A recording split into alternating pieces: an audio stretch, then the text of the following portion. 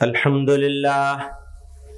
للہ نحمده ونستعینه ونستغفره ونؤمن به ونتوکل علیہ ونعوذ باللہ من شرور انفسنا ومن سیئات اعمالنا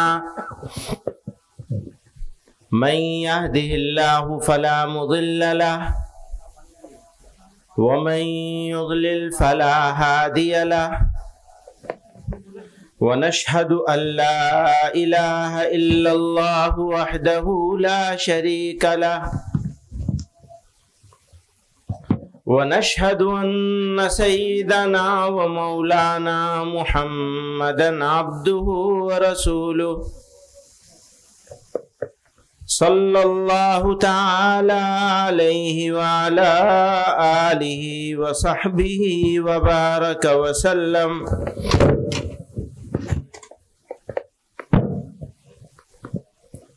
بزرگان محترم، برادران عزیز،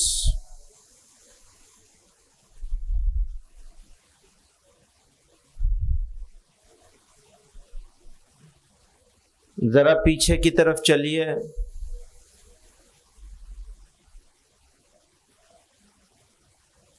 اور مڑ کر دیکھیے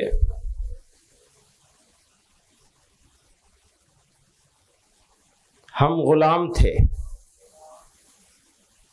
ملک غلام تھا،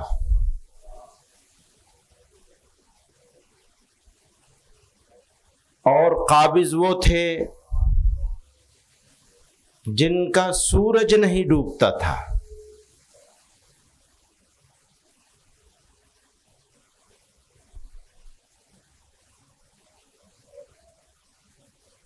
لوگوں نے کہا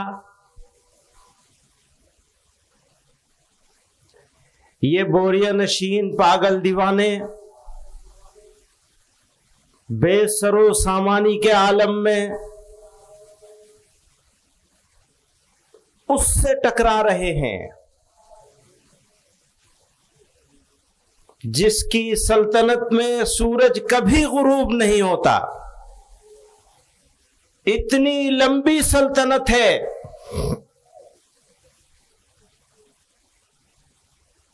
دیوانوں نے کیا کہا؟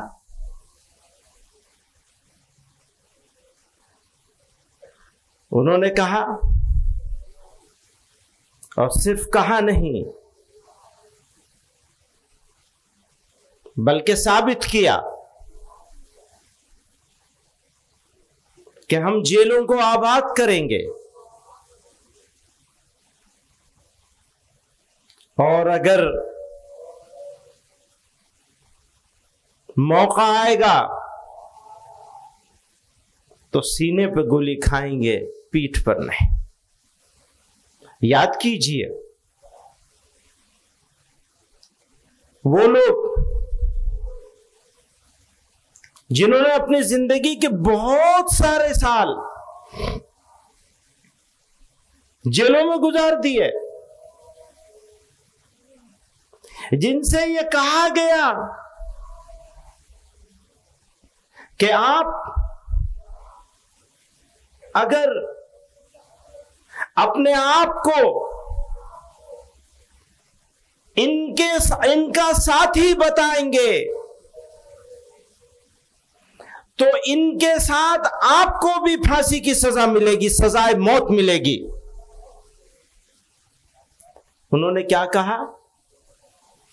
میں اپنے بوڑھے شیخ کا ساتھ نہیں چھوڑ سکتا، جو ان کے ساتھ ہوگا وہ میرے ساتھ ہو جائے گا.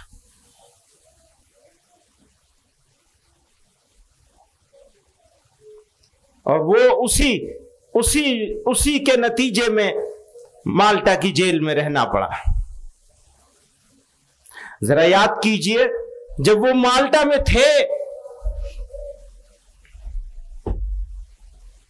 تو انہیں کیا کہا گیا؟ ان کے ساتھ ہوا کیا؟ وہ مالٹا سے جب واپس تشریف لائے اور ممبئی پہنچے بندرگاہ پر، تو دو قصے ہوئے تھے وہاں. نواب بھاولپور کے مدار المہام تھے سر رحیم بخش، حضرت شیخ الہند رحمت اللہ علیہ کو کہ وہ تعلق رکھتے تھے، حضرت کے جہاز کو روکا گیا سمندر میں اور ان کو خاص طریقے سے وہاں لایا گیا، انہوں نے آفر کی، سر رحیم بخش نے حضرت شیخ الہند رحمت اللہ علیہ کی خدمت میں حاضر ہو کر یہ آفر کی، پہلے تو تمہید باندھی، حضرت آپ اتنے بڑے عالم ہیں، اتنے بڑے شیخ ہیں، جہاں بیٹھ جائیں گے درس حدیث جاری ہو جائے گا، ضرورت ہے آج کی تاریخ میں درس حدیث کا اجرا کرنے کی۔ میں علماء سے خطاب کرنا چاہتا ہوں اس بات واقعے کو سنا کر، ضرورت ہے اس بات کی کہ لوگوں کے دلوں کو اللہ کی محبت سے معمور کیا جائے، بر صغیر نہیں بلکہ دنیا میں آپ سے بڑا سلوک کے راستے پر لوگوں کو آسانی سے چلا دینے والی شخصیت کوئی دوسری نہیں ہے۔ حضرت خانقاہ آپ کو بلا رہی ہے، آپ خانقاہوں کو آباد کیجئے، آپ درس حدیث جاری کیجئے، آپ کہاں اس چکر میں پڑ گئے کہ آپ کو 4 سال 5 سال کے لیے جیل میں جانا پڑا اور ہو سکتا ہے کہ سزائے موت ہو جاتی۔ حضرت مجھے نواب بھاولپور نے یہ کہہ کے بھیجا ہے کہ اگر آپ یہ کام چھوڑ کر یعنی بوریا بستر سنبھال لیجئے، ان کی مخالفت بند کر دیجئے انگریزوں کی، اور آپ خانقاہ اور اپنے درس کا اجرا فرما لیجئے۔ یاد کیجئے گا یہ وہ شخصیت ہے جو پچھلے 1000 سال میں کسی ایک شخصیت کے اتنے سارے بڑے بڑے علماء شاگرد پیدا ہوئے ہوں، ایسا 1000 سال میں کبھی نہیں ہوا۔ اگر ایک شاگرد جیسے حضرت شیخ الہند رحمت اللہ علیہ کے 20-50 بڑے بڑے شاگرد تھے، اگر کسی ایک عالم کے پاس ان کے شاگردوں میں سے ایک شاگرد بھی کسی کو نصیب ہو جاتا تو وہ اپنے زمانے کا شیخ ہو جاتا، اور یہاں 20-50 ہیں۔ ایسے شیخ سے یہ کہا جا رہا ہے کہ آپ بس یہی کام کیجئے، تو غلط بات تو نہیں کہی جا رہی تھی۔ حضرت شیخ نیم دراز تھے، اٹھ کے بیٹھ گئے اور فرمایا میرے جسم میں جب تک جان رہے گی، میرے جسم میں جب تک جان رہے گی تب تک میں گاؤں گاؤں گھوموں گا، اور جب میری طاقت جسم میں چلنے کی ختم ہو جائے گی تو میں چارپائی پہ لیٹ جاؤں گا اور اپنے شاگردوں سے کہوں گا کہ تم یہ چارپائی لے کر گاؤں گاؤں چلو، لیکن انگریزوں کے خلاف لڑائی کو بند نہیں کروں گا۔ بزرگوں اور دوستوں، ہمارا قافلہ حضرت شیخ الہند رحمت اللہ علیہ امیر کارواں تھے، وہ بمبئی کے ساحل پہ پہنچا تو ایک دوسرا واقعہ ہوا۔ ان کے شاگرد اور ان کے جانشین، ہونے والے جانشین، مولانا حسین احمد مدنی نے ان سے عرض کیا حضرت میں آپ کی خدمت کے لیے جیل گیا تھا، ان کے اوپر جرم نہیں تھا، حضرت شیخ الہند کے اوپر جرم لگایا گیا تھا۔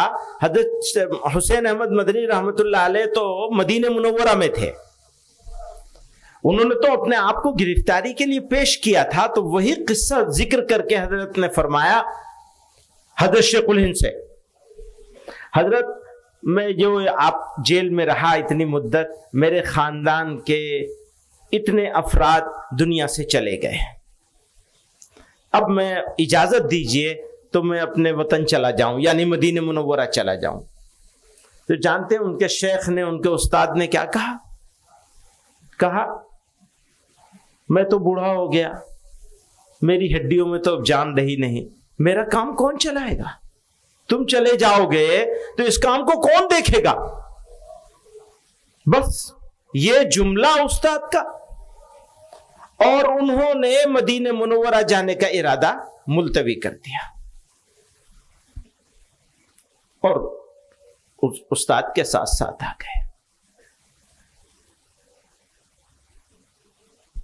نتیجہ یہ ہوا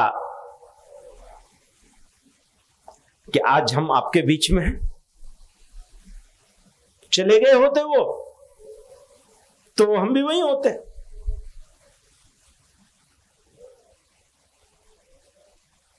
بزرگوں اور دوستوں،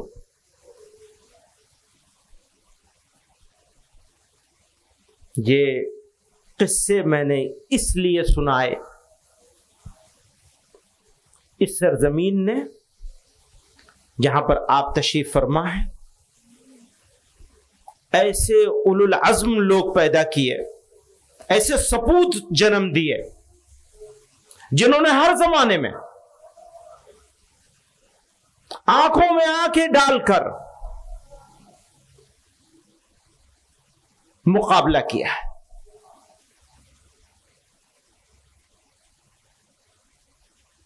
اور کبھی مداہنت سے کام نہیں لیا۔ جس چیز کو ضروری سمجھا ہے اس کو ضرور کہا ہے،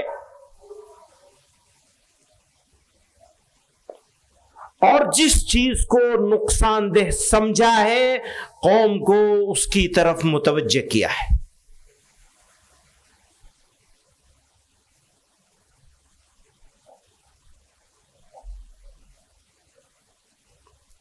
وہ مولانا حسین احمد مدنی جنہوں نے مالٹا میں، پھر عجیب ہے قصہ، مالٹا میں تو گئے تھے اپنے شوق سے، لیکن کراچی میں مقدمہ چلا تھا جرم پر، اور جرم کیا تھا؟ انگریزوں کی نوکری حرام ہے۔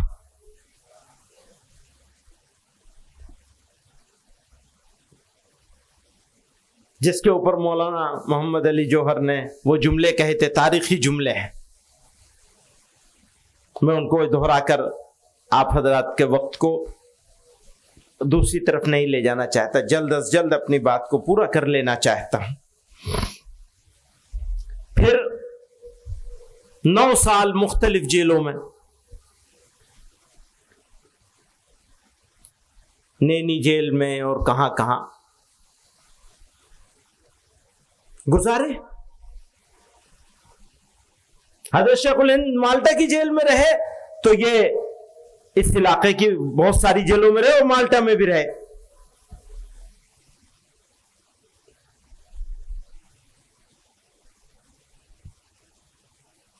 وہ قصہ بھی ہے کہ حضرت شیخ الہند رحمۃ اللہ علیہ کا پیر دبانے کے لیے پہنچے، حضرت نے اپنا پیر سمیٹ لیا، کہا کیوں نہیں کہ تم سید ہو؟ تو کہا آپ تو مولانا حسین احمد مدنی سے بھی پیر دبوا لیتے ہیں، وہ بھی تو سید ہے۔ تو حضرت شیخ الہند رحمۃ اللہ علیہ نے بہت ٹھنڈی آہ بھری اور فرمایا ان کا مقابلہ کہاں کرو گے تم؟ ان کی بات ہی مت کرو، یعنی کہ ان کی بات ہی مت، یہ جملہ اتنا ہی تھا۔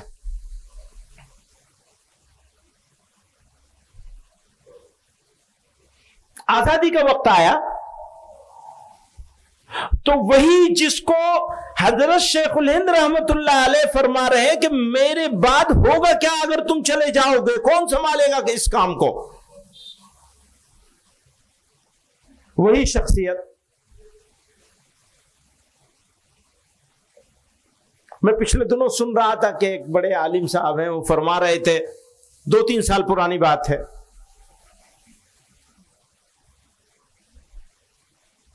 کہ گاندھی جی نے جو अहिंसा की, अदम तशद्दुद की जो तहरीक चलाई थी वो नामुनासिब थी और उसकी कोई जरूरत नहीं थी और वो गलती थी और फला फला फला बहुत लंबी चौड़ी बात थी।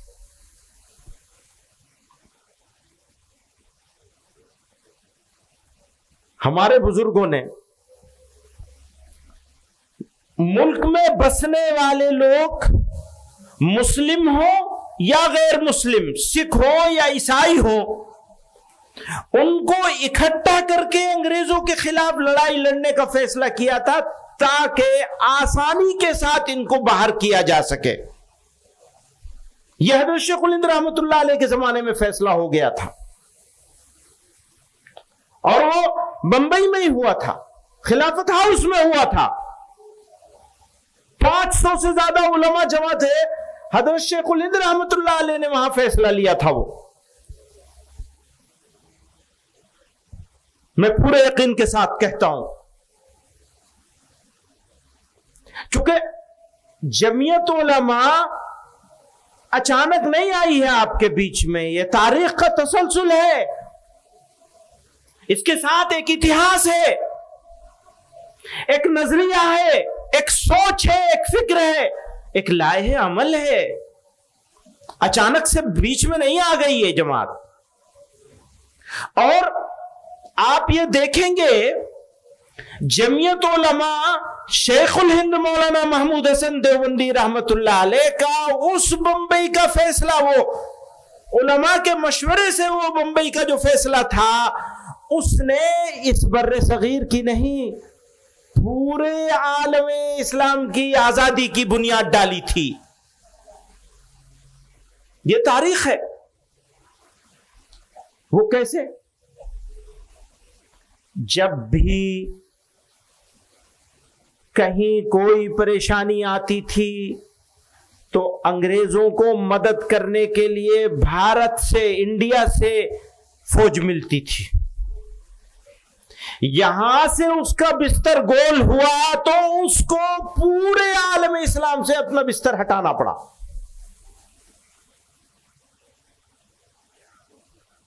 आप समझ रहे हैं? ये जरा बारीक सी बात है, लेकिन तारीख का मुताला करेंगे तो आपको पता चलेगा, नहीं करेंगे तो पता नहीं चलेगा। मुल्क आजाद होने लगा तो लोगों ने कहा, दोस्तों ने कहा, जी हम तो अलग मुल्क लेंगे।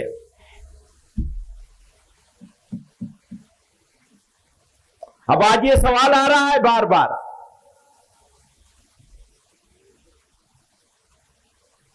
बार बार ये सवाल आ रहा है, हमारे नौजवान उलमा के जहन में भी आ रहा है। दो ताकतें थीं उस जमाने में। एक ताकत वो थी जो ये कहा करती थी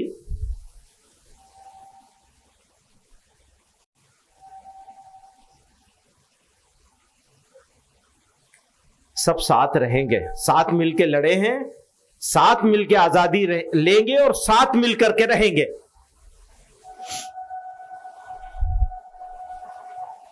दूसरी ताकत थी जो ये कहा करती थी, नहीं जी हम साथ नहीं रह सकते, हम अलग कौम है, हम एक साथ नहीं रह सकते। उस जमाने में मौलाना हुसैन अहमद मदनी रहमतुल्लाह अलैह ने कहा था कि मौजूदा जमाने में तो कौमें वतन से बनती हैं, तो एक वतन लेकर एक कौम बनाओ और एक साथ रहो। अभी मैं सुन रहा था, कोई साहब कह रहे थे, अरे इससे अच्छा तो हम चले गए होते। अरे पागलो, चले गए होते तो क्या हो जाता? कहते नहीं जी वो तो बहुत भूल हुई है उन लोगों से जिन्होंने कहा कि नहीं जी हम यहां रहेंगे। मैं ये कहता हूं, जो चीज मौलाना हुसैन अहमद मदनी मांग रहे थे, जो मदनी फार्मूले के नाम से मशहूर है, मौलाना आजाद ने पेश किया था उसे, वो होता تو یہ ملک نہ ہوتا ہے. یہ ملک ہندوستان ایسا نہیں ہوتا، وہ پورا ہندوستان ہوتا. سمجھ لیجئے، باریک سی بات ہے، وہ ملک کی تقسیم نہیں تھی، ملک کے مسلمانوں کی تقسیم تھی اس بر صغیر کے. اس فرق کو سمجھنا ہوگا. وہ ملک کی تقسیم نہیں تھی، ملک کے مسلمانوں کی تقسیم تھی. ایک بات.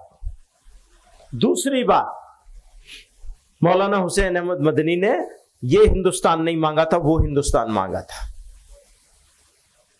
تیسری بات، ہم نے اپنا سفر کہاں سے شروع کیا تھا؟ کہاں سے شروع کیا تھا ہم نے اپنا سفر؟ قابل لوگ ہمارے سب چلے گئے تھے، فوج میں، ایڈمنسٹریٹو سروسز میں، پولیس سروسز میں، ڈیفنس سروسز میں، بزنس میں، مینوفیکچرنگ میں، کارخانے دار، زمیندار. مسلمانوں کا جتنا کریمی لیئر ہے، اونچے درجے کا طبقہ ہے، وہ چلا گیا تھا اس ملک سے. جو جا سکتا تھا آسانی سے وہ چلا گیا تھا. رہ کون گئے تھے؟ جن کا جانا امپریکٹیکل تھا. تیلگو بول کر کھٹا کھانے والا مسلمان کیسے پریکٹیکلی پاسبل تھا کہ وہ تبادلے آبادی کر لے؟ تبادلے آبادی کا جو پروجیکٹ تھا وہ فلوپ پروجیکٹ تھا، بغیر سوچے سمجھے ڈیزائن کیا گیا تھا. وہ جو کریٹ کیا گیا ملک، اس کی وجہ سے انڈین مسلمز کو پرابلم جھیلنی پڑ رہی ہے. ہندوستان کے مسلمانوں کی پرابلمز کے لیے جتنے ذمہ دار اس ملک کے فرقہ پرست ہیں، اتنے ہی ذمہ دار اس زمین کو بنانے کی کوشش کرنے والے لوگ ہیں. میرے اکابر نہیں ہیں، میری جماعت نہیں ہے. ہماری جماعت نے جو آئیڈیا پیش کیا تھا اس میں بحث کر لیجئے، کوئی بحث کر لے آ کر، کتنا قابل آدمی ہو. میں یہاں سے چیلنج کرنا چاہتا ہوں، دیوبند کی اس سرزمین سے میں چیلنج کرنا چاہتا ہوں، آ جاؤ یہاں کھلا اسی میدان میں، یا جس میدان میں تم کہو وہاں کریں گے بحث. مولانا حسین احمد مدنی نے حضرت شیخ الہند رحمت اللہ علیہ کے شاگرد رشید، ان کے جانشین مولانا حسین احمد مدنی نے، مولانا کفایت اللہ رحمت اللہ علیہ نے، مولانا مجاہد ملت مولانا حفظ الرحمان نے، اگر جو مانگا تھا، جو چاہا تھا، جو منوانا چاہتے تھے، اگر وہ مسلمانوں کے قابل لوگوں نے، بڑے لوگوں نے مان لیا ہوتا تو یہ ملک دوسرا ہوتا. بزرگوں اور دوستوں،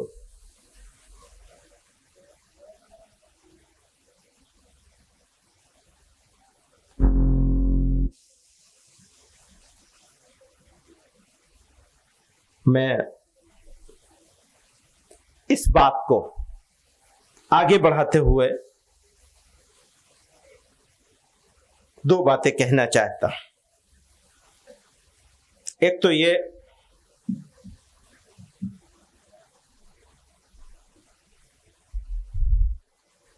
میرا بچپن تھا اور امروہہ میں پڑھتا تھا. حضرت قاری عثمان صاحب رحمت اللہ علیہ ہمارے استاد تھے، مربی تھے.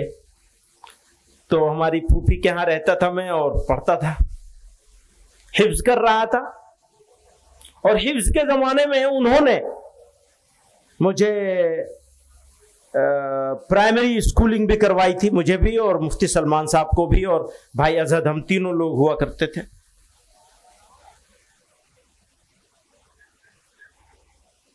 اس زمانے میں ایک اختلاف شروع ہوا.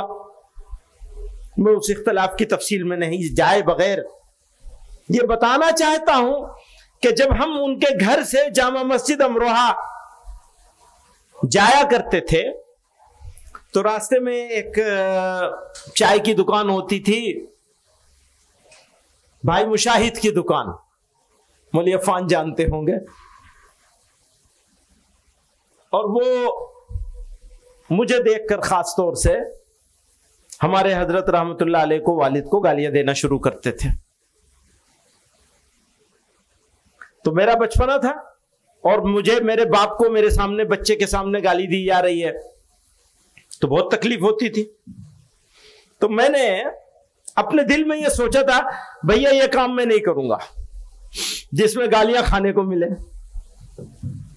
ہمارے حضرت رحمت اللہ علیہ کسی جلسے میں ایک دن فرما رہے تھے، جلسے میں یا کسی میٹنگ میں، میرے الفاظ میرے کان میں گونجتے ہیں، حضرت نے فرمایا اس کو زندہ باد سننے کا حق نہیں جو مردہ باد سننے کے لیے تیار نہ ہو. یعنی زندہ باد آپ تبھی سن سکتے ہیں جب آپ مردہ باد سننے کی اہلیت رکھتے ہو اور صلاحیت رکھتے ہو. بہرحال ہم یہاں تک پہنچ گئے ہیں اور مجھے اذان بھی ہو رہی ہے، لیکن یہاں تو اپنی نماز جماعت کر لیں گے ہم لوگ.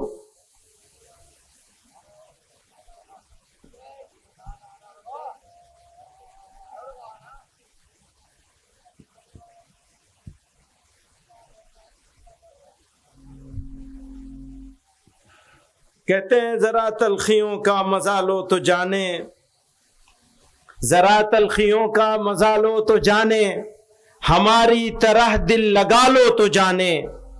پہاڑوں کو ہم نے اٹھایا ہے دل پر، تمہیں کنکری بھی اٹھا لو تو جانے، تمہیں کنکری بھی اٹھا لو تو جانے. ستم سہتے جاؤ وفا کرتے جاؤ، ستم سہتے جاؤ وفا کرتے جاؤ.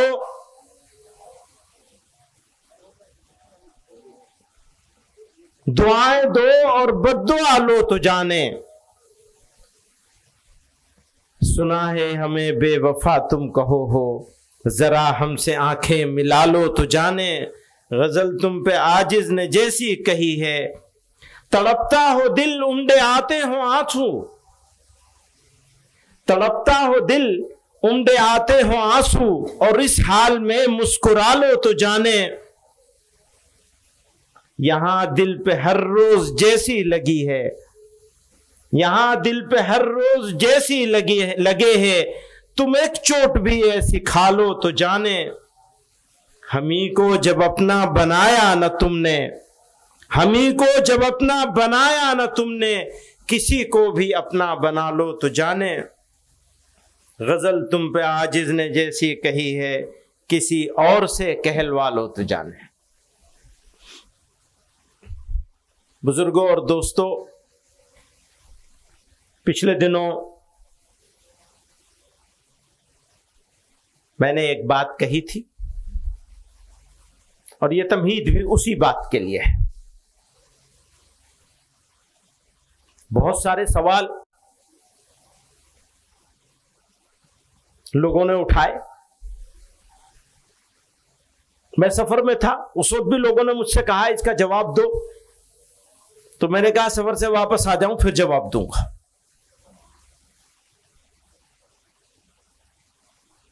اتفاق ہے یہ کہ آپ کے بیچ میں، ضلع جمعیت کے بیچ میں موجود ہوں میں، تو میں نے انہیں دوستوں سے کہا بھیا سوال بھی لینے ہیں اس مرتبہ. تو میں پوچھتا ہوں، کسی کو کوئی سوال پوچھنا ہو میں موجود ہوں جواب دینے کے لیے، اور موجود ہوں، آج بھی موجود ہوں، اور یہ کہہ رہا ہوں ہر جگہ پر جہاں جس کی مرضی ہو مجھے بلائے میں جواب دوں گا. تو کسی صاحب کا کوئی سوال ہو تو پوچھیں ذرا. بسم اللہ. السلام علیکم حضرت، میرا آپ سے ایک سوال ہے کہ آسام میں جو NRC ہوئی ہے اس میں جمعیت نے کیا کیا ہے؟ NRC کا سوال کر رہے ہیں آپ؟ جی. تو آج سے نہیں بلکہ 1963-64 سے जमीयत उलमा ही उस काम को करती चली आ रही है। एक जमाना ऐसा था, हमारे हजरत रहमतुल्लाह अलैह आसाम तशरीफ ले गए थे, तो रास्ता चलना दुश्वार हो गया था। और आज भी, अभी चंद रोज पहले सुप्रीम कोर्ट ने जो फैसला दिया है 1971 की कट लाइन वाला, कि वो 1952 को 50 को कट डेट माना जाएगा, 52 को माना जाएगा या 71 को माना जाएगा। पिछले 15-16 सालों से जमीयत उलमा उस मुकदमे को भी लड़ रही है और अल्हम्दुलिल्लाह उसमें कामयाबी हुई अभी 4 रोज पहले। तो जमीयत उलमा ही बुनियादी तौर पर, हो सकता है कुछ और लोगों ने भी काम किया हो उसमें, लेकिन उसकी बुनियाद जमीयत उलमा ने डाली। तो अल्हम्दुलिल्लाह जमीयत उलमा ही, हजरत मौलाना हिफ्जुर रहमान साहब के जमाने में यह काम शुरू हो गया था, आसाम के मुसलमानों का मामला, और फिर हजरत रहमतुल्लाह अलैह पूरी जिंदगी करते रहे, और अब जाकर यह आखिरी फैसला हुआ है। एनआरसी हो गई, उस एनआरसी के लिए भी जमीयत उलमा ने बार बार मुतालबा किया। होता क्या है, घुसपैठिया बताते हैं और घुसपैठिया बताकर गैर मुस्लिमों को डराते हैं, उनको डराकर मुसलमानों के मुकाबले के लिए बुनियादी इश्यूज से हटाकर उनको जज्बाती इश्यूज पर अपने साथ लेना चाहते हैं। ये पॉलिटिक्स है, फिरका परस्तों की पॉलिटिक्स है। तो जमीयत उलमा ये कहती चली आई, बारहा जमीयत उलमा ने रेजोल्यूशन पास किए हैं पुराने जमाने में कि भाई कराओ NRC, national registration of citizenship बनाओ आसाम के लिए। तो अल्हम्दुलिल्लाह जमीयत उलमा नहीं किया वो। और कोई सवाल है? शुक्रिया। अस्सलामु अलैकुम हजरत, मेरा नाम मोहम्मद बिलाल है। मुसलमानों का एक बहुत बड़ा तबका आपको आइडियल समझता है और बहुत सारी चीज़ों में आप जो भी कदम उठाते हैं वो उसको फॉलो करता है। बाबरी मस्जिद के सिलसिले में मैं आपसे एक छोटा सा सवाल पूछना चाहता हूँ।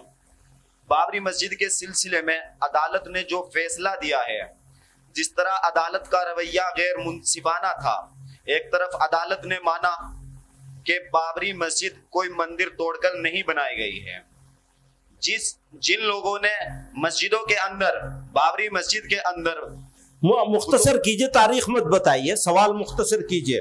तो उसमें आपकी क्या राय है? अदालत का जो रवैया था, अदालत ने जो फैसला दिया है बाबरी मस्जिद को लेकर, उसमें आपकी राय क्या है? देखिए, ये मसला अब खत्म हो चुका है। सारे अकाबिर ने मिलकर के ये बराबर कहते रहे कि जो फैसला अदालत दे देगी हम उसे मान लेंगे। हालांकि ये शायद ये नहीं कहना चाहिए था इस तरह, लेकिन कहा गया। जब कहा गया तो मानना पड़ेगा। एक बात इस सिलसिले में यह है कि शुरू से जमीयत उलमा ने बाबरी मस्जिद का मुकदमा लड़ा और अकाबिर ने उसी जमाने में यह फैसला किया था कि इस मामले को बाजार में नहीं लाएंगे। फिर बाबरी मस्जिद एक्शन कमेटी बनी और लोग उसको बाजार में ले आए। तो मैं इसीलिए कहता हूं, भैया बाबरी मस्जिद के ऊपर व्हाइट पेपर लेकर आइए, कहां ब्लंडर हुआ है, कहां गलती हुई है, वो एक्शन कमेटी क्यों बनाई गई और इस एक्शन कमेटी ने यह रवैया क्यों इख्तियार किया, यह सवाल है और तारीख भी यह सवाल करेगी।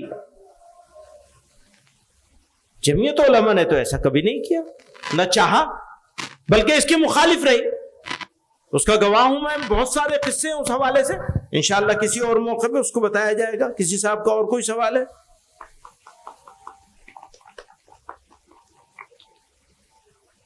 हजरत, मेरा नाम इस्माइल कुरैशी है और मैं मास्टर ऑफ सोशल वर्क का स्टूडेंट हूँ। हजरत, जैसे कि अभी आपकी एक तालीमी बोर्ड की प्रेजेंटेशन में बताई गई कि 96% बच्चे दूसरे तालीम हासिल कर रहे हैं, यानी असली उलूम हासिल कर रहे हैं। तो उनमें एक सबसे बड़ी वजह जो इर्तदाद की देखने में आ रही है, آپ ایک بیسک تیار کر رہے ہیں، یہ بات بہت اچھی ہے، قابل تعریف ہے، لیکن ہائر ایجوکیشن کے اندر ہمارے انسٹیٹیوشنز کی بہت زیادہ کمی دیکھی جا رہی ہے، جس کی بنیاد پہ ایک بہت بڑا فرقہ ارتداد کا شکار ہو رہا ہے۔ سب سے پہلے تو میں آپ سے یہ مانگ کرتا ہوں کہ آپ اور جمعیت علماء کے پلیٹ فارم سے ایک ہائر ایجوکیشن کا ایک ایسا نظام بنایا جائے جس میں ہمارے بچے اور لڑکیاں اور لڑکیاں تقریر مت کریے، وہ سوال کر لیجئے۔ جی ہاں حضرت، بس آپ سے ڈیمانڈ یہی ہے کہ ہائر ایجوکیشن کے لیے بھی ایک ایسا نظام بنایا جائے جیسے آپ دینی تعلیم بورڈ کے ذریعے بیسک تعلیم کا بنا رہے ہیں۔ ٹھیک ہے، یہ بات صحیح ہے کہ بہت سارے لوگ اپنے طور پر ہائر ایجوکیشن کا کام کر رہے ہیں۔ اگر basic education, basic Islamic education, بنیادی مذہبی تعلیم بچوں کو نہیں دی جائے گی اور اس کے اوپر پوری محنت نہیں کی جائے گی اور ساری طاقت نہیں لگائی جائے گی تو پھر ہائر ایجوکیشن میں ہم کیا کر پائیں گے؟ تو اس لیے ہماری بنیادی جو خود سے کرنے کا کام ہے وہ بیسک اسلامک ایجوکیشن کے اوپر کام کرنے کا ہے۔ وہ جب ہم اس کو کم سے کم 50% اچیو کر لیں تو دوسری چیز کی طرف دیکھیں گے، اس سے پہلے مشکل ہے۔ البتہ مسلمانوں کو خود سے کوشش کرنی چاہیے، اس کی ترغیب دیں گے ہم ان کو انشاءاللہ۔ جی، اور کوئی صاحب ہے، کوئی سوال ہے؟ السلام علیکم۔ وعلیکم السلام۔ حاجی پپو وہ چٹی سے بول رہا جی بولو۔ اگر مسلم راجنیتی سے سامپردائک طاقتیں مضبوط ہوتی ہیں تو جہاں اویسی صاحب یا کوئی مسلم پارٹی چناؤ نہیں لڑتی وہاں بی جے پی کیوں جیت جاتی ہے؟ کیا کارن ہے؟ جی، اصل میں یہ سوال جو ہے وہ تھوڑا ٹیڑھا ہے اور تھوڑا لمبا ہے۔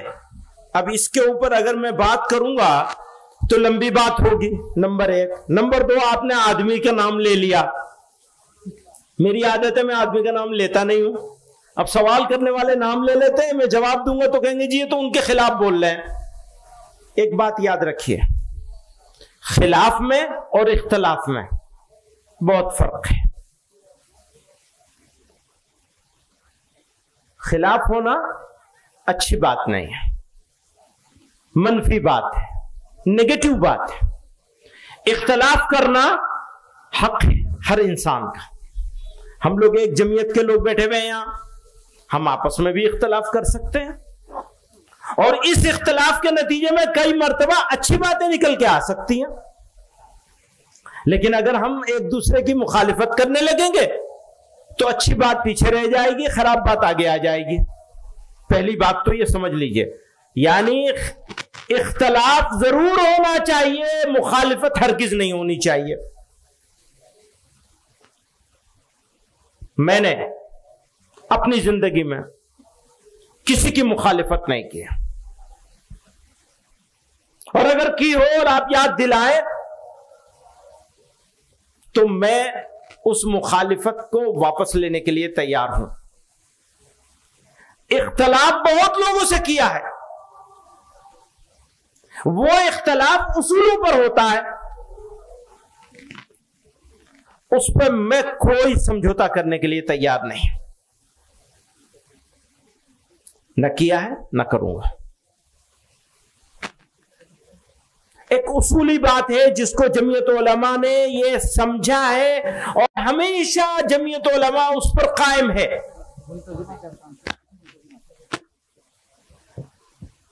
آزادی کی لڑائی مل کر لڑی گئی، ملک کو آزاد کرنے کی لڑائی مل کر لڑی گئی، ملک کو آباد کرنے کی لڑائی بھی مل کر لڑی جائے گی اور لڑی جانی چاہیے۔ کیسے؟ وہ لگاؤ ذرا، میں کچھ ایک چیز دکھاؤں گا آپ کو۔ میں نے کچھ سال پہلے اس کو بنایا تھا، آج اتفاق ہے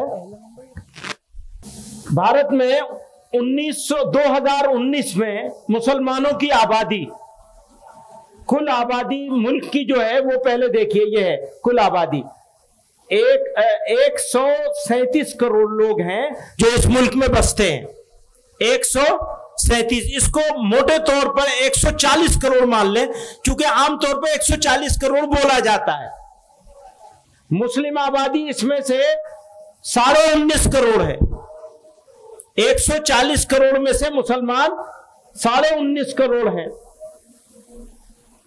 गैर मुस्लिम है 117 करोड़, है ना, 117 करोड़ और 50 लाख, है ना, 117 करोड़ है। वो दीजिए। तो गैर मुस्लिम इसमें से 117 करोड़ हैं। अब आप ये देखेंगे कि इसमें कितने लोग हैं जो हमारे दोस्त हैं, कितने हैं जो हमारे दुश्मन हैं, मुखालिफ हैं। तो दोस्त और दुश्मन ना कहें, बल्कि वो एक ताबीर जो थी वो इसको बदलना था ना यहां। और कितने ऐसे हैं जो खामोश हैं, ना दोस्त है ना दुश्मन है। 3 तरह के लोग हैं मुल्क में बसने वाले लोग। अगले उसमें चलिए स्लाइड में।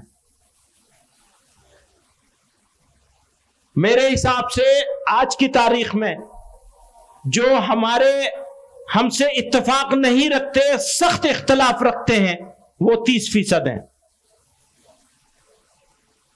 और जो इनसे हमारी किसी हद तक हमारे साथ कई चीजों में इत्तेफाक रखते हैं, वो 10% है। पॉलिटिकल वजह से और अलग अलग रीजन से हमारे साथ कारोबार करते हैं, या कुछ मजहबी मामलात हैं जिनकी वजह से, यानी दीगर अकलियतों होने की वजह से ये हमारे 10% हैं। और खामोश लोग जो ना हमारे मुखालिफ हैं ना हमारे मुआफिक हैं, ये 60% हैं। आप इसको समझ गए? दोबारा से कहूं, हमारे सख्त मुखालिफ। आजकल आप सोशल मीडिया पे बहुत सारी चीजें देखते हैं, बहुत तरह तरह की बातें लोग बोल रहे हैं, या मेन स्ट्रीम मीडिया में भी, या खुद मीडिया का भी टोटल रवैया अगर आप देखेंगे तो वो ऐसा ही है। उसकी तादाद मेरे नजदीक 30% है। आप इससे इत्तेफाक करते हैं? हाथ उठा के बताइए। इत्तेफाक करते हैं कि 30% लोग बिगड़ गए। ज्यादा से ज्यादा मेरे नजदीक ये कम है, लेकिन ये बहस में न पड़े इस वजह से मैं इसको 30% मान रहा हूं। और जो हमारे साथ ताल्लुक रखते हैं किसी वजह से भी, ये ज्यादा से ज्यादा कम से कम 10% है। मेरे नजदीक इससे ज्यादा है, लेकिन मैंने कम से कम किया है। और तीसरे वो हैं जो खामोश हैं और मेजोरिटी है उनकी, अक्सरियत है उनकी, यानी 60% है वो। अगली स्लाइड जाओ। 1 मिनट यहां रुक जाओ। आपने देखा यहां ये 17.5 करोड़ 17 करोड़ 22 लाख मुसलमान हैं। थोड़ा बारीक सी बात है, इसको जरा तवज्जो चाहूंगा आप लोगों की। मुसलमान जहां मुसलमानों की आबादी की अक्सरियत है, वहां कितने करोड़ मुसलमान रहते हैं? जैसे देवबंद है, जैसे धुबरी है, जैसे अररिया और पूर्णिया है, जैसे कश्मीर है, जैसे मुजफ्फरनगर का कोई इलाका होगा, कोई गांव होगा, कोई तहसील होगी, जैसे दिल्ली का ओखला है, जैसे दिल्ली की जामा मस्जिद का इलाका है। ये सारे इलाकों के मुसलमानों की तादाद को अगर हम टोटल करते हैं तो 3 करोड़ 40 लाख। आप समझ रहे हैं? 3 करोड़ 40 लाख मुसलमान ऐसे इलाकों में रहते हैं जहां मुसलमानों की अक्सरियत है। जैसे देवबंद है, हमें यह इत्मीनान है कि अगर हमारे घर का दरवाजा खुला रह जाए तो चोरी तो हो सकती है, आबरू को खतरा नहीं है। चोरी तो हो सकती है, घर छोड़ दिया, कोई बर्तन उठा ले जाएगा, सिलेंडर उठा ले जाएगा। ऐसे इलाके गांव के लिहाज से, शहर और कस्बों के लिहाज से, तहसीलों के लिहाज से, जिले के लिहाज से, उन सारे जगहों के मुसलमानों की जब तादाद हमने इकट्ठी की तो वो 3 करोड़ 40 लाख।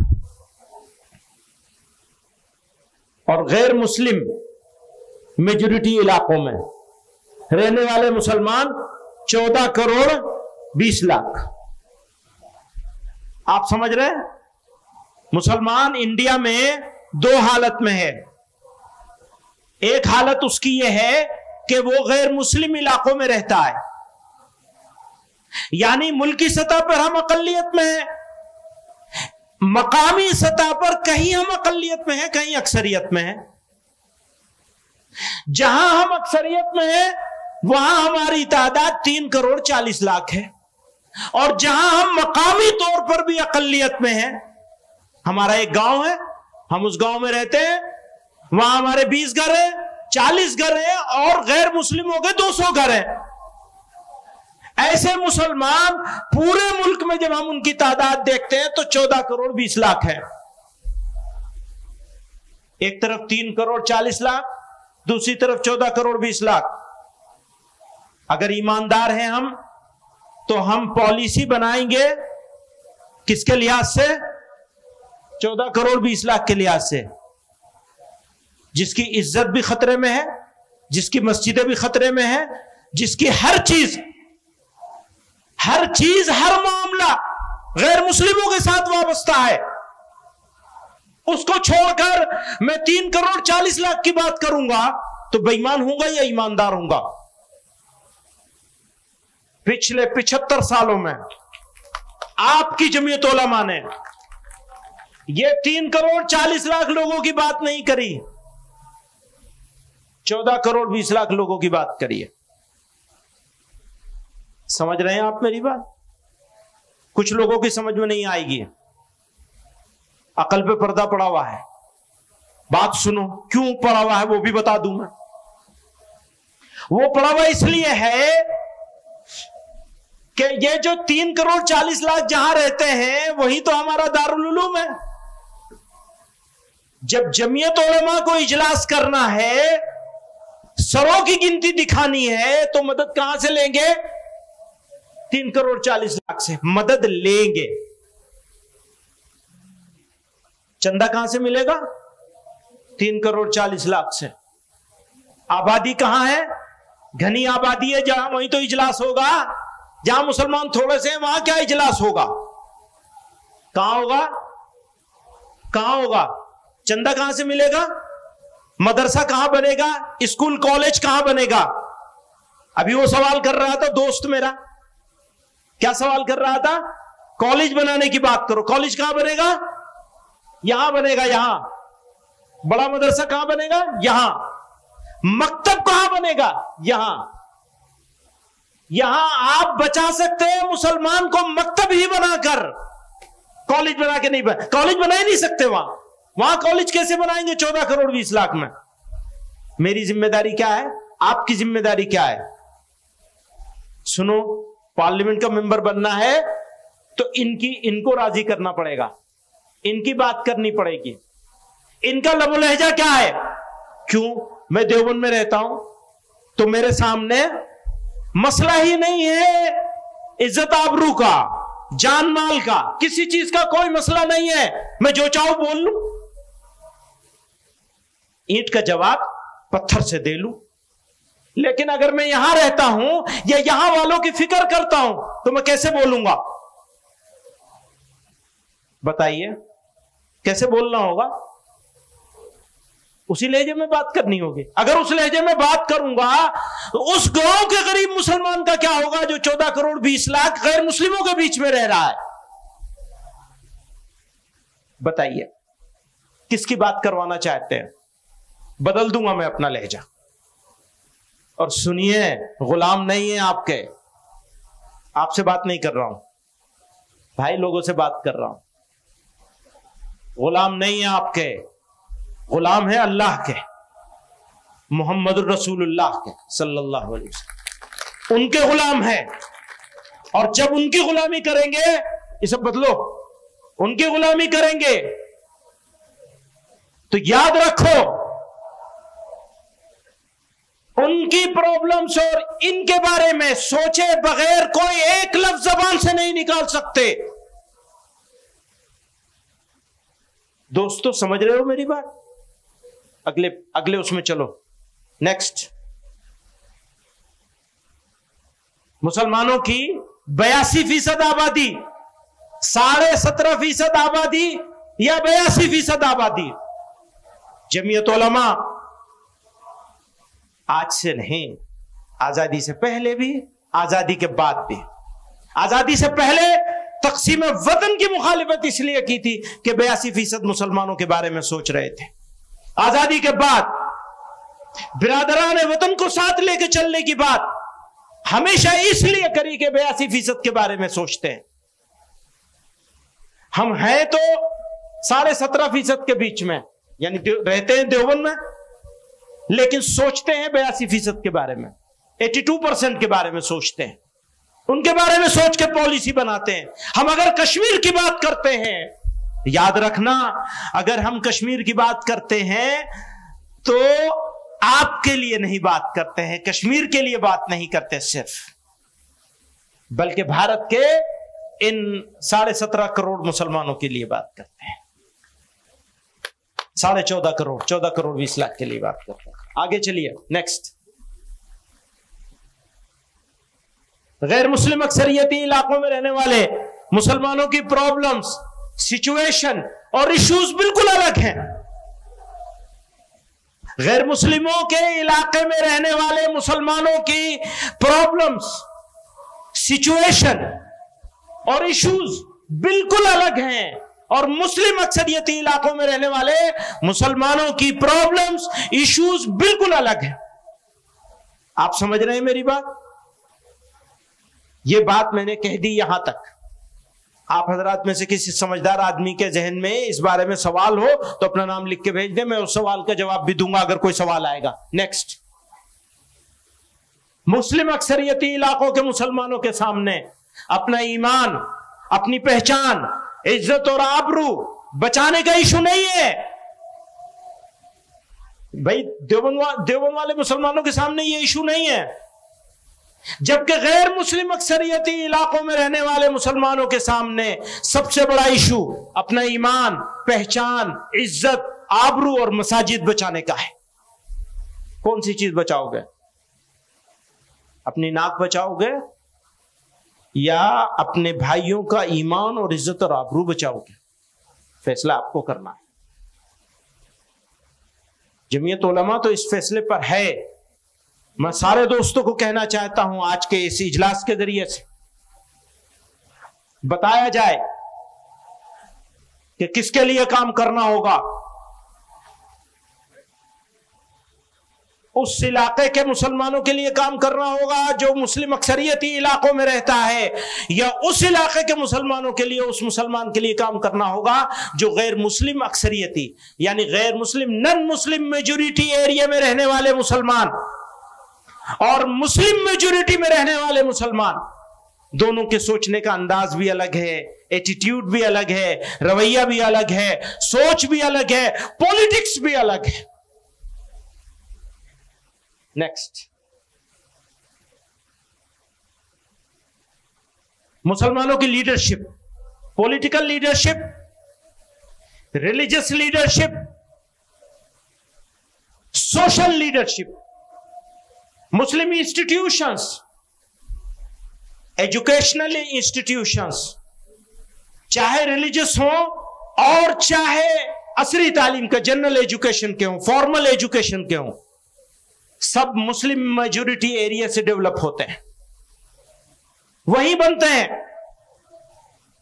कोई बड़ा मदरसा किसी गैर मुस्लिम मोहल्ले में तो जाके बनेगा नहीं। तो मदरसों के लोग भी, कॉलेजों के लोग भी, कारोबार करने वाले भी, बिजनेस करने वाले भी, मुसलमान यूथ जो एनर्जेटिक यूथ है वो भी मुस्लिम मेजोरिटी एरिया में रहता है, लेकिन सोचता नहीं है। वही सोचता है कि मेजोरिटेरियन सोच, अक्सरियती अंदाज, सीना चौड़ा करके चलता है। उसे ये नहीं मालूम कि तुम्हारे भाई किस हाल में है और उनके ऊपर इसका इंपैक्ट क्या होगा तुम्हारे सीना चौड़ा करके चलने का। पैगंबर अलैहिस्सलातु वस्सलाम ने तो तवाज़ो के साथ चलने का हुक्म फरमाया है, तवाज़ो इख्तियार करने का हुक्म फरमाया है। अपने भाइयों की फिक्र करने का हुक्म फरमाया है। कौन है वो जो इतने मैं तो कहता हूं एक मुसलमान की आबरू बचाने के लिए हजारों लोगों को कुर्बान किया जा सकता है। एक मुसलमान की इज्जत और आबरू बचाने के सारा काम किया जा सकता है। यहां तो 14 करोड़ 20 लाख का सवाल है। अगली स्लाइड में आइए। अब हो क्या रहा है, आजादी के बाद से अब तक ऐसे लोगों को पसंद किया जाता है जो बड़ी भड़काऊ, बड़ी जोरदार, हाँ साहब ये है कायद। भाई बोलने वाले और करने वाले का फर्क तो समझ लो। करने वाला बोलता नहीं है, बोलेगा तो कर नहीं पाएगा, और नहीं करने वाले को बोलने का आसान तरीका है। ये थोड़ा इल्जामी जवाब है, मैं इल्जामी जवाब देता नहीं, लेकिन यहां बनता है ये, क्योंकि भड़काऊ बात करते हैं, इमोशनल बात, पूरी कौम को इमोशनल ब्लैकमेल करके एक घेटों में डाल दिया गया है। घेटोवाइजेशन हो गया मुसलमानों का, और डरा देते हैं। और डराने में हमारे माशाअल्लाह फिरका परस्त ताकतें तो नंबर 1 पर है। आजकल मीडिया भी डराने पे लगा हुआ है, साजिश है मुसलमानों को सेकंड ग्रेड सिटीजन बनाने की। ऐसा इंशाअल्लाह कभी कर नहीं पाएंगे, होने नहीं दिया जाएगा किसी कीमत पे इंशाअल्लाह। अगला नेक्स्ट स्लाइड। जज़ाकल्लाह, शुक्रिया। ये एक हो गया। अच्छा, अब आप कोई सवाल है और? अस्सलाम वालेकुम वरहमतुल्लाह। मेरा नाम मोहम्मद शाकिर है जी। मेरा सवाल ये है कि जमात उलमा हिंद जो है 2 कौमी नजरिए की मुखालिफत क्यों करती है? वो तो मैंने शुरू में भी बता दिया अपनी तकरीर में, इनके सवाल की वजह से उसको दोबारा कह देता हूं शॉर्ट में, मुख्तसर में। ये नई बात नहीं है, ये तो पुरानी बात हो गई 2 कौमी नजरिए की। और ये सवाल आया, मैंने उससे पहले अपनी तकरीर में वो बात कह दी है कि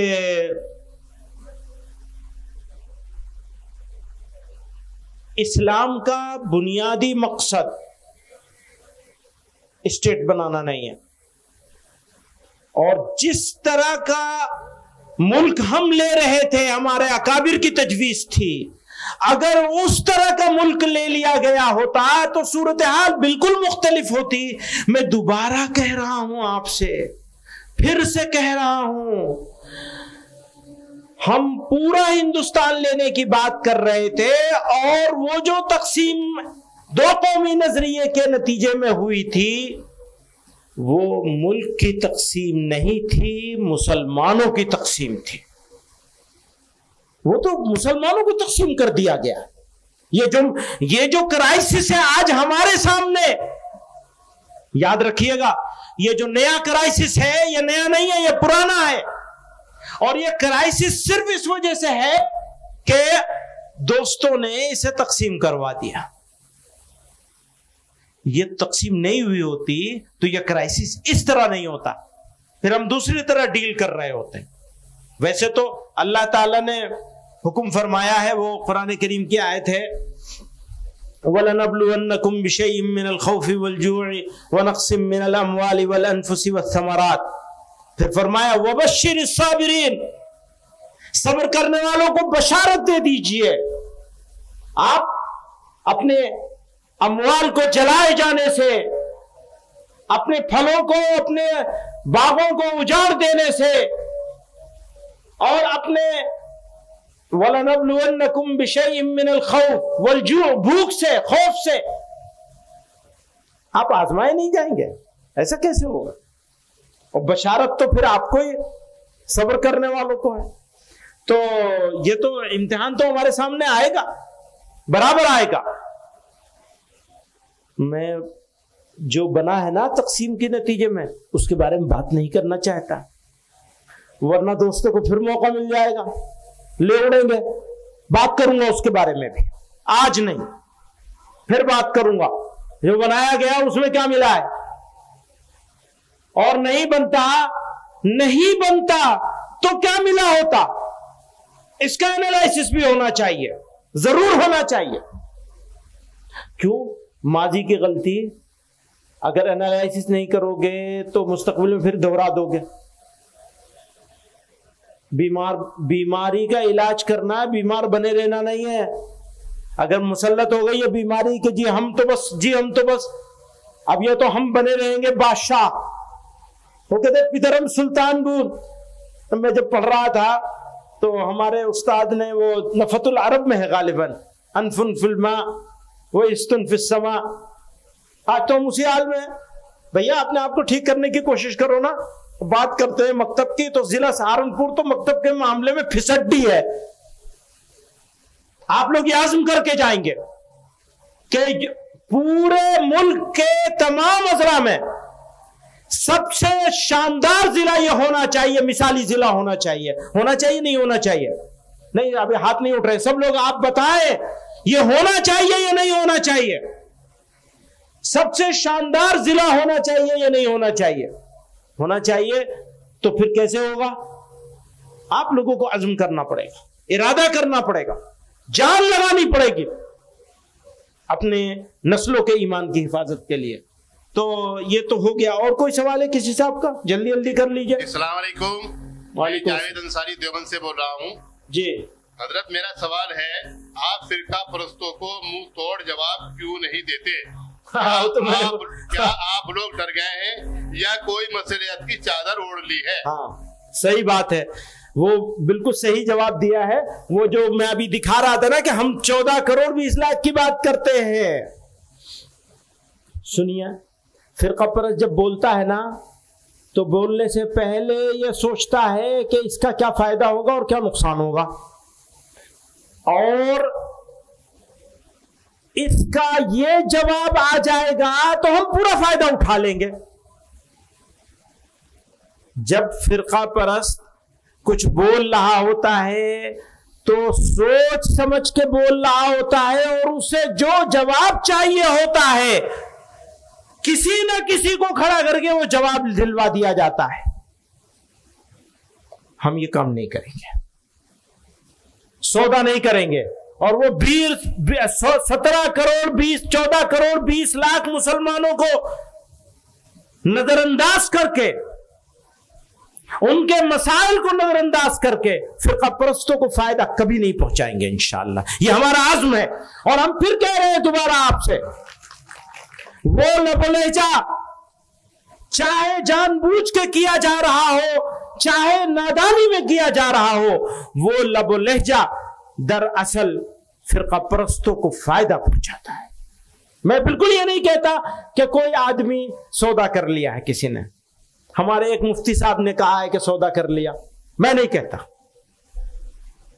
اس لب و لہجے کے کرنے والے کو ایک مفتی صاحب نے کہا ہے، سمجھ گئے ہوں گے آپ لوگ، سمجھدار لوگ تو سمجھدار کافی ہوتے ہیں. وہ مفتی صاحب جو کہہ رہے تھے کہ جی انہوں نے جمعیت کے ٹکڑے کروائے، میں ان مفتی صاحب کی بات کر رہا ہوں. وہ کسی کو کہہ رہے تھے اپنی کسی تقریر میں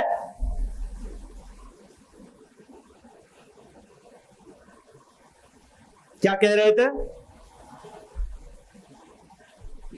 کہ یہ ایجنٹ ہے. میں بالکل نہیں کہتا. میں یہ کہتا ہوں کہ چاہے غلطی سے کر رہے ہوں چاہے جان بوجھ کے کر رہے ہوں، اس سے مسلمانوں کا نقصان ہو رہا ہے اور فرقہ پرستوں کا فائدہ ہو رہا ہے. کوئی اور سوال ہے؟ اب آخری 2 سوال بس، اس کے بعد میں ختم کر دوں گا. پھر ضرورت ہوگی تو کچھ اور پروگرام کو اب ہمیں آگے بڑھانا چاہیے. بات اور کہنا چاہتا ہوں، سنو سر، میں آپ ایک بات اور کہنا چاہتا ہوں کہ آپ یہ چاہتے ہیں کہ مسلم سماج کے میں نیتا نہ کوئی بنے، اس لیے آپ اویسی کی برائی کرتے ہیں. السلام علیکم. وعلیکم السلام. یہ بہت اچھی بات ہے انہوں نے آخری کہہ دی، اس کا جواب دے دوں. ہم نے کبھی کسی کی کوئی برائی نہیں کری، کسی کی کوئی برائی نہیں کری. اس کا کوئی ریکارڈ نہیں پیش کر سکتا کہ میں تو غیر مسلموں کی میں سے کسی کی کوئی برائی کبھی نہیں کرتا. مزاج یہ نہیں بنایا ہے کسی کی برائی کرنے کا. تو آپ کا یہ سوال ہی غلط ہے. بعض مرتبہ ٹی وی پہ آ کر ایسا بیان دے دیتے ہیں پوری دنیا کے مسلمانوں کو تکلیف پہنچی ہے. اچھی بات ہے. آپ نے بھی ایک چینل پہ بیٹھ کر مسلمانوں کو پاگل بتایا کہ یہ پاگلوں کی بھیڑ ہے. ناپو سے رسالت کا مسئلہ تھا. आप उस मामले में किसी भी मुद्दे पे मुसलमान पिटता रहेगा। बहुत जगह ऐसा देखा गया है कि वहां मुसलमान अगर जाते भी हैं तो बाद में जाते हैं, जब उनकी दुकानें मकान तोड़ दिए जाते हैं। तो आपसे अपील की जाती है कि बेहतरीन इकदाम उठाइए। लोग आपकी, आवाम आपकी साथ है, हम सब आपकी साथ में यहाँ मौजूद हैं, खड़े हुए हैं। जहां भी आप कहेंगे लोग जाते हैं, आपकी आवाज पे लोग लब्बैक कहते हैं। तो आप कोई भी बयान टीवी पे बैठकर ऐसा न दे जिससे मुसलमानों को तकलीफ पहुंचे। बहुत बहुत शुक्रिया। अब आप तशरीफ रखें, सवाल आपने कर लिया, आप भी और मुखिया जी भी तशरीफ रखें तो मैं जवाब दूं। आप नहीं बैठेंगे तो मैं कैसे जवाब दूंगा? तशरीफ रखें। मुखिया जी आप भी तशरीफ रखिए, बैठ जाइए, तशरीफ रखिए मुखिया जी। बहुत शुक्रिया मुखिया जी, बैठ जाइए। ये मेरे भाई ने बहुत अच्छे अंदाज से, मुहज्जब अंदाज में सवाल किया है, बहुत शुक्रिया। दो बातें इनके सवाल से निकल के आई हैं। एक बात तो ये निकल के आई है कि मैंने जनाब रसूलुल्लाह सल्लल्लाहु अलैहि वसल्लम के तौहीन पर निकलने वाले जुलूस को पागलों की भीड़ कहा, ये कह रहे हैं। ये उस वक्त भी चलाया गया, उसी से मुतासिर हैं ये।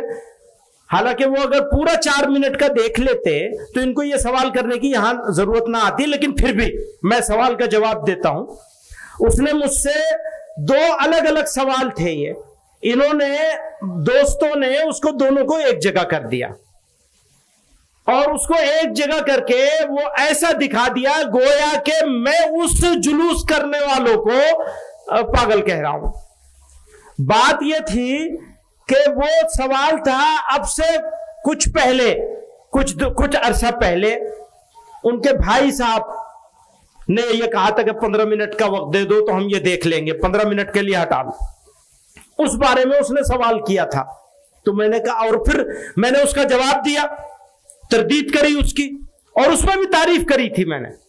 आप अगर उसको 4 मिनट 6 सेकंड का वो पूरा वीडियो है ओरिजिनल, अब ओरिजिनल को काट के इधर से जैसे कहते हैं या अय्युहल्लज़ीना आमनू ला तक़रबुस्सलाह, ए ईमान वालो नमाज के करीब मत जाना। लो जी, अल्लाह मियां का हुक्म है नमाज के करीब मत जाना। वो वांतुम सुकारा को छोड़ दिया, वैसे ही इन्होंने उसको सारे को काट पीट करके बीच में से और उसको दोनों को एक कर दिया। तो मैं आज आप लोगों के बीच में ये बात कह रहा हूं, आप उसको देखिए, उसको देखकर फिर मुझसे सवाल कीजिए। और मैं अगर उसमें मैंने उन लोगों को कहा हो जो वो जुलूस निकाल रहे थे, अगर उनको कहा हो, वो तो मैंने दोनों को कहा, और उससे पहले के मामले पे कहा, उस मामले पे तस्करा ही नहीं हुआ। अगर मैंने उनको कहा हो, उस मजमे को कहा हो, तो वाकई बहुत गलत काम किया है। ऐसा काम तो किसी मुसलमान को भी नहीं करना चाहिए। मेरी तो बात बहुत दूर की है, किसी मुसलमान, अदना मुसलमान भी वो काम नहीं कर सकता, वो हुआ भी नहीं है। नहीं हुए को बड़ी खूबसूरती के साथ काट छांट करके उसको पेश कर दिया गया। अच्छा, कोई आज तक भी इतने दिन गुजर गए हैं, या तो पूरा इंटरव्यू देख लेते, अच्छा इंटरव्यू नहीं देखते तो 4 मिनट 6 सेकंड की वो वीडियो देख ली होती तो पता चल जाता। बहुत बहुत शुक्रिया। अभी कोई एक आखिरी सवाल कोई साहब करेंगे? वो भी ठीक है, ये क्या इन्होंने वो भी बताया कि वो इंटरव्यू पहले का है और वो प्रोग्राम बाद का है। अस्सलाम वालेकुम। वालेकुम अस्सलाम। जी जी हजरत, मेरा एक सवाल है आपसे, अमानुल्लाह का हूँ देवबंद से। सवाल ये है कि क्या सब बातों के बावजूद मुस्लिम लीडरशिप होनी चाहिए या नहीं? मुस्लिम तंजीमों के खिलाफ आप बोलते हैं, ये होना चाहिए या नहीं? ये तो पहली बात तो ये कि आपने दावा कर दिया कि मुस्लिम तंजीमों के खिलाफ बोलते हैं, ये आपका दावा बेबुनियाद है, गलत है। मैंने कभी किसी मुस्लिम तंजीम के खिलाफ नहीं बोला, और मैंने अभी अपनी बात में, अपनी तकरीर में भी ये बात कही थी कि इख्तलाफ और मुखालिफत 2 अलग अलग चीजें हैं। इख्तलाफ करने का हक सबको है, आपको भी है, आप मुझसे इख्तलाफ कीजिए, बहुत मुबारक हो। मैं किसी से इख्तलाफ करूं, बहुत मुबारक हो। तो इख्तलाफ करने का हक सबको है, मुखालिफत करने का हक किसी को नहीं दिया जाना चाहिए। मुखालिफत करना बर्बादी की निशानी है, कौम की बर्बादी की भी निशानी है, आदमी की बर्बादी की भी निशानी है। तो हमने तो किसी की मुखालिफत करी नहीं है। किसी तंजीम की आज तक मुखालिफत नहीं करी। अच्छा, अब आ जाइए बात मुसलमानों की पॉलिटिक्स की, मुस्लिम पॉलिटिकल पार्टी, इसके ऊपर भी मेरे पास एक प्रेजेंटेशन मौजूद है। देखिए ये बहुत ही इंपॉर्टेंट है और इसको अगर आप बारीकी से देखना है, ये सवाल करने वाले अपना माइक वहां से बंद कर दें और वो भी बंद कर दें, लाइट भी वहां की बंद कर दें और इत्मीनान से बैठ जाएं। थोड़ा लंबा चलेगा तो आप लोग तसल्ली से बैठ जाइए, बैठकर बात सुनिए। और ये बहुत ही अहम बात है और ये बारीक सी बात है, इसको समझना जरूरी है। मुसलमानों की टोटल पॉपुलेशन 2011 के सेंसस के एतबार से 17.5 करोड़ है, 17 करोड़ 22 लाख। और इसमें हिंदुओं की तादाद है 49 करोड़ 80 लाख, शेड्यूल कास्ट की तादाद है 20 करोड़ 13 लाख, शेड्यूल ट्राइब की तादाद है 10 करोड़ 45 लाख, मुसलमान है 17 करोड़ 22 लाख, क्रिश्चियन है 2 करोड़ 78 लाख, सिख है 2 करोड़ 8 लाख, बुद्धिस्ट है 84 लाख 43,43,43,000, इसी तरह जैन है और इसी तरह अदर्स हैं। ये आप नीचे देख रहे हैं कि सबकी तादाद यहां लिखी गई है। अब आप नेक्स्ट पे चलें, अगले वाले पे, मुस्लिम अक्सरियती डिस्ट्रिक्ट्स, ये आप देखिए जरा, मुसलमान अक्सरियती अजला पूरे मुल्क के 640 जिले हैं पूरे मुल्क में। कितने हैं? 640। उन 640 में से 34 जिले ऐसे हैं जहां मुसलमानों की मेजोरिटी है। बाकी कितने रह गए? बाकी कितने हैं मौली साहब? 606 जिले ऐसे हैं जहां मुसलमानों की मेजोरिटी नहीं है। कितने हो गए ये? 34। 34 में से 17 तो सिर्फ आसाम में है, कश्मीर में है। 34 में तो 17 तो सिर्फ कश्मीर में है और 9 आसाम में है। तो 17 और 9 कितने हो गए? 26 हो गए। 36 में 34 में से 26 जिले तो सिर्फ इन 2 जगहों पर है जहां मुसलमानों की मेजोरिटी है। अब रह जाते हैं 8 जिले। 8 रह जाते हैं ना? 8 में से 5 बंगाल में। यूपी जैसे बड़े सूबे में सिर्फ 1 जिला है मुस्लिम मेजोरिटी वाला, रामपुर है ना? सिर्फ रामपुर है, सहारनपुर तो नहीं है ना? अच्छा, सहारनपुर में भी जो मुसलमान एमपी हो गया है, पिछली मर्तबा भी हुआ, इस मर्तबा भी हो गया अल्हम्दुलिल्लाह, वो हो गया गैर मुस्लिमों के वोट की वजह से। मुसलमान प्लस गैर मुस्लिम वोट हुए तो वो जीत गया, वरना नहीं जीत सकते हैं। अच्छा, एक और मजे की बात बताऊं, अफजाल अंसारी, पिछले दिनों मैंने वो आपकी अदालत में भी ये बात कही थी। जिन लोगों ने आपकी अदालत देखा है उन्होंने उसमें देखा होगा। अफजाल अंसारी वो हिंदू मेजोरिटी इलाका है, वहां से जीत के आए। पहले मुख्तार अंसारी मरहूम आते रहे, अब ये अफजाल अंसारी आए हैं। तो आप ये देखिए 8-9 जिले बचते हैं बस, जहां हम मुस्लिम अक्सरियत मुस्लिम पॉलिटिकल पार्टी बना सकते हैं और वहां से जीत सकते हैं बस। बाकी जगहों की पोजीशन तो ऐसे ही है। अब अगर आपने 3, 5, 6 जिता भी लिए तो कौन सा कमाल कर लिया। मैं मुखालिफ नहीं हूं उसका, जो जीत सकता है बहुत अच्छी बात है, जीते जरूर। आप एक मिसाल बता दीजिए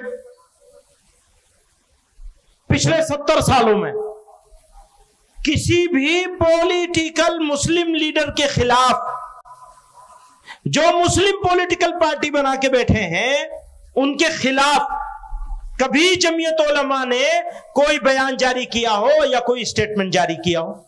एक मिसाल बता दीजिए। या अभी की जो मिसाल ये कह रहे हैं उसको भैया खुद देख तो लो, देखे बगैर सोच लिया तुमने कि उनकी मुखालिफत कर रहे हैं, इख्तलाफ कर रहे हैं, मुखालिफत नहीं कर रहे।